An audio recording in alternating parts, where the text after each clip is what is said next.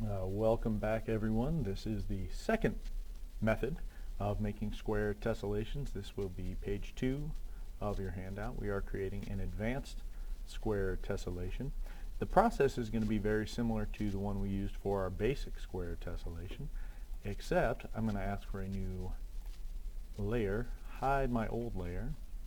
Okay. I'm going to press the letter D to get back to my default fill and stroke. I don't need to have my basic tessellation added in here. Just press the letter D. I have white fill, black stroke, and I use my rectangle tool, the letter M, the rectangle tool. I'm going to hold shift and create a square for my template. Okay. Now I can still move this around. I don't want to have that happen once I get started with my design. So I'm going to press Control 2 or go to Object, Lock, Selection. Now that this is locked, I can use my tools, pen or pencil, to create different lines. Now, I used the pencil tool in the last demonstration. I'll use the pen tool for at least one of the lines here. And what I may do is click and move, and I may have a somewhat geometric and sharp-edged version, and maybe I'll add some curvature. All right, so at this point I'm done. I don't want to keep making points, so I'm going to hold down the Control key to get the selection arrow, click once, and then I am no longer actively making this shape. It has been made. So I press V to get my black selection arrow. My shape is currently white fill with black outline. I'm going to change that to yellow fill with purple outline. Okay, I'll zoom in a few steps so you can see how that looks. Now I need to have this shape on this side, but I need it to be reflected. I still need to cut away whatever I add and add whatever I cut.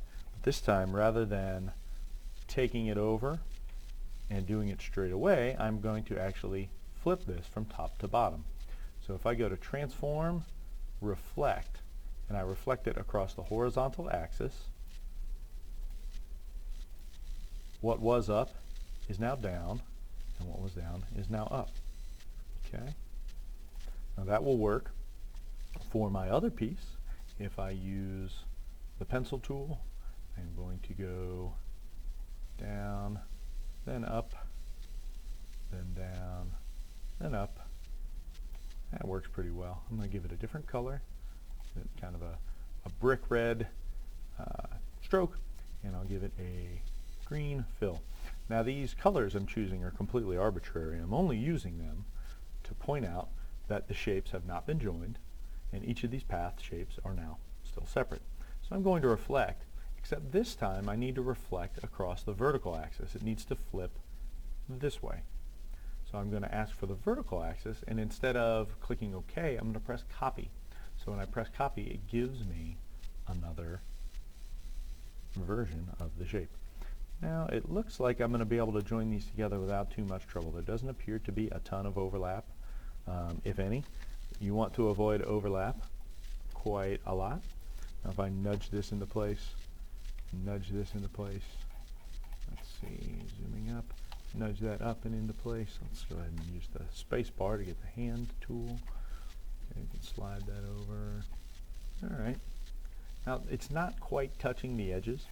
Ideally, we want to have, especially for the advanced one, we want to have our shape distinctly touch the edges. So I am going to fix that. I'm going to go ahead and drag this down, make sure it's over the anchor point. Same thing with this one. I'm going to move this so that it is over the anchor point. Good. I'll take my red path and move it so it's over the anchor point. Lovely. And this one, if I move it up, the guide tells me it says anchor where it's supposed to say anchor. So great. Now I'm ready to make my copies yet again. So I will right click, Transform, Reflect. This one is going across the vertical axis, so I make my copy, move it up, and if I hold shift I can set it neatly in place. This one I need to transform, reflect across the horizontal axis. So I'm going to make a copy, then shift, click, and drag. Good. Everything is where I need it to be. Now, it's important at this point to save. I'm going to go ahead and save this as Hatchl Square Tessellation Advanced, because this is the second method, right? So I'm saving it under a different name, even though it still has the basic inside of it. That doesn't really bother me much. The major thing that I want you guys to notice is I saved before I joined the corners. The reason I want you guys to do that is most of my students tend to have more trouble with this method than the other method. And the major thing that they do is they flip on the wrong axis. So if you have, let's call this a pointy shape. If you have a pointy shape that's coming out of the left side, it can't also come out of the right side. You have to make a hole for the pointy shape on the opposite side. So whatever you add to the left has to be taken away from the right, and vice versa. This hump that gets added to the right side and this tinier triangle, they are still added, or cut away rather, from the left. They're just cut away in the opposite manner. All right? So at this point I'm ready for my lasso tool, and I'm ready to start joining. Okay, so the Advanced Square Tessellation, we moved ours over and flipped. Okay, we used the proper axis.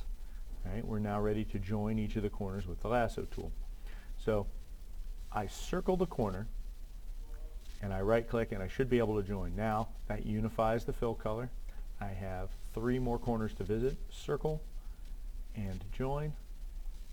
Circle, object, path, join, and then the final one, object, path, join. I'm showing you the long way because I use a lot of keyboard shortcuts, and since you may be pretty new with the program, I don't want you to feel lost in the sauce.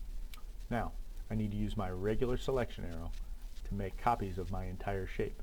Now what I need to do though is I need to make copies not just by alt-clicking and dragging, because you'll see none of these sides fits together currently.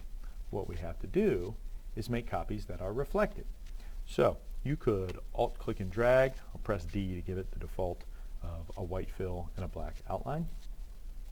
I could tell this one to transform, reflect, and I'll choose to reflect it on the vertical axis, and we'll see, does that fit in? Yes, it does. It fits in right down here. Okay. Whoop. I don't need to go inside of the object, just need to nudge it into place. So, whoop. All right, cool. These two are lined up the way I need them to be, more or less. And now I need to make more copies of them. Let me see, make sure it's pretty. All right, I'm going to select both of them, shift click, and I'm going to do a transform. Well, let me go ahead and group them first so they act as a single unit. I need to do now a rotational copy. So I'm going to rotate this 180 degrees and press copy.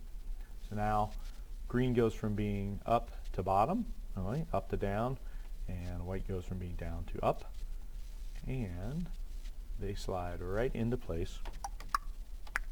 All right, now I have my group of 4. This group of 4 can be tiled as much as I need it to. So I could alt-click and drag this set and tile it. Okay.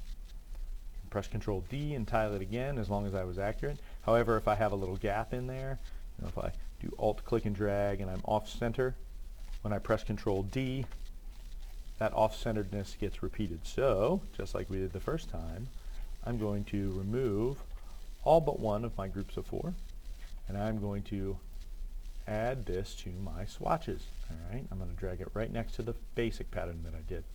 So I'll take my little group, maybe shrink it down, just move it off to the side.